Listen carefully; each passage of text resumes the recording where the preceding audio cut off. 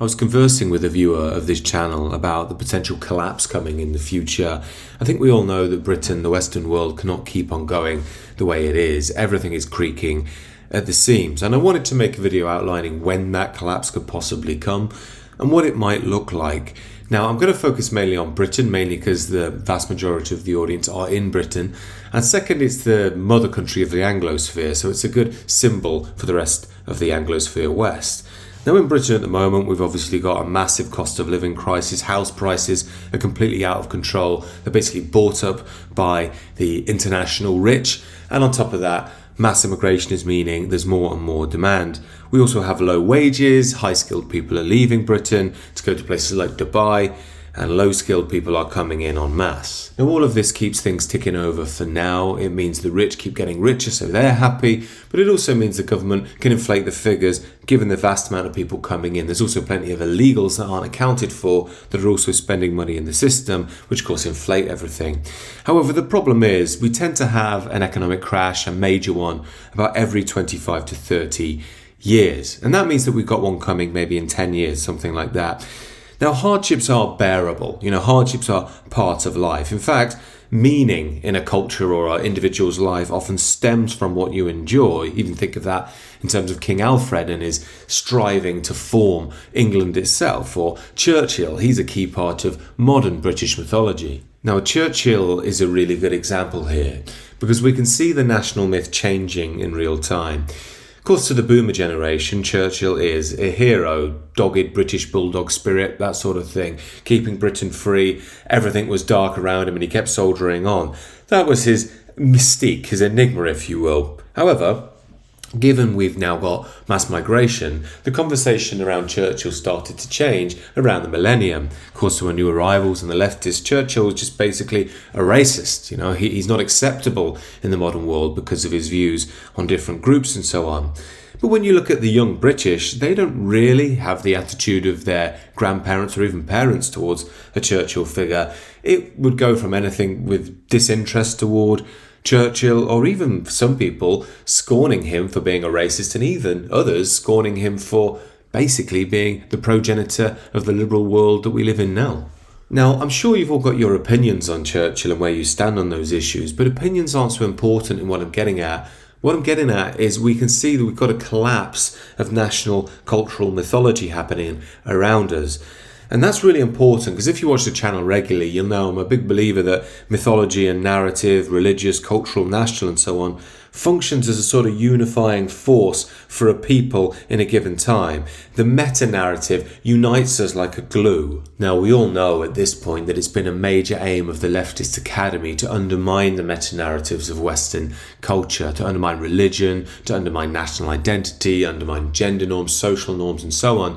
We see that through Marx and Marxism to the Frankfurt School, into the British School of Cultural Studies, and then to the universities of today. And because youngsters don't have any tradition now to fall back on, they all too easily fall into that ideology too and think they're ethical for adopting these extremely leftist radical ideas. Yet, as we've also learned with the left's push to undermine Western culture and expose its supposed dark side, all they've really done is left us with a materialistic, egocentric, nihilistic culture, which is a culture that's turning into dust. As we now know, because we hear it on Question Time and BBC Radio 4 on a regular basis, the West now believes in liberal values. Whether it's Canada, England, France, Australia, America, we all believe in tolerance and acceptance. We draw no boundaries around anything because that would be evil. Now, that's all good when things are going well, when you have lots of money, you have a strong patriotic national foundation behind the scenes to hold everything together. But when things start to crash, when a tradition falls apart, when the economy falls apart, hardships are no longer bearable. Now, when the next crash comes, I think that's going to signal the beginning of the end of what I call the illusion of liberalism. That's Blairism, really. Happy clappy, pride marches, everyone gets a great buzz from being a good, happy consumer. But really what's beneath that is the reality of liberalism. And that's going to be the next age. That's going to tell us explicitly that we have no control of the neoliberal economic system.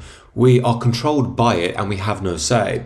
Second to that, we have no control over the liberal system. So liberal authoritarianism will become all the more stark. Now, when power is exposed and when people go through hardships, they tend to seek solid rock in their personal and cultural and spiritual lives. It's very easy to mock religion, spirituality, cultures and nations when you're not threatened. When you're really threatened, when things are existential, people do start turning to these things and often start to understand them in a deeper context, in their real meaning. That means you start to see the forming of cultural, religious and ethnic bonds in ways that you didn't before. And in turn, this will be the beginning of the Vulcanization process. I think we're likely to see in the coming decades semi-autonomous enclaves become almost completely autonomous enclaves, as different groups desire different forms of political power and representation. They don't want to be told what to do by liberalism anymore. They can see it's clearly undermining them, and they will start to be all the more encouraged in kicking back against it. I think Islam and Muslims is the obvious example here. Out of all of the groups we have in the modern West, they're clearly the most aligned with their tradition. They will back it before they'll back anything else. And to be honest, you can't really blame them for that. Whatever you think of Muslims in the West, they are loyal to each other and they will choose Islam over liberalist modernity. Now, what that means is, in time, cities like Birmingham, which are already, heavily Muslim, why wouldn't they start to say, well, do you know what? We want our own representation here. Why are you telling us what to do? We serve God. Why on earth should we listen to Westminster? You're all corrupt, atheists who engage in all sorts of fornication and all sorts of drinking alcohol. How is that not going to happen? I don't think that's a wacky belief at all, especially as they gain in numbers and they gain in cultural confidence. Now, of course, I think other groups will respond to that. There's historic divisions between Hindus and Muslims. Of course, I'm from Leicester. I've witnessed those. They came up in the news a few years ago when they were having fights on the streets. Of course, the Hindus are going to group up to say, well, we want representation too. We want protection. And I dare say there may well be the same thing with other groups here, as well as the nativist groups as well. Now, I don't think this will lead to war necessarily. I'm sure there'll be skirmishes here and there. But I think what will happen is you'll have differing power structures with reawakening traditions in different parts of the country, all functioning around the neoliberal centre of London. It's just the power of neoliberalism will be exposed at that point, and London will still be a global city because the global cities are basically a power unto themselves now. I'm aware all of this can sound a little bit wacky, but when you look over history, you see this is standard for history. Empires fall apart, and then all the groups within the empire split into their differing factions, and then they jostle for power politically, militarily, and so on. And eventually, one group ends up ruling a nation or a certain region, and they build on their tradition and civilization. The reason we don't often see this is because of the illusion of globalist liberalism. It makes us think that all of this stuff is in the past, but it's just human nature. The reality is that the West has been so dominant with its globalist liberalism that we don't recognize its own power sometimes. The rest of the world does, of course, though. However, I'm not frightened of any of this, and I don't think you should be either.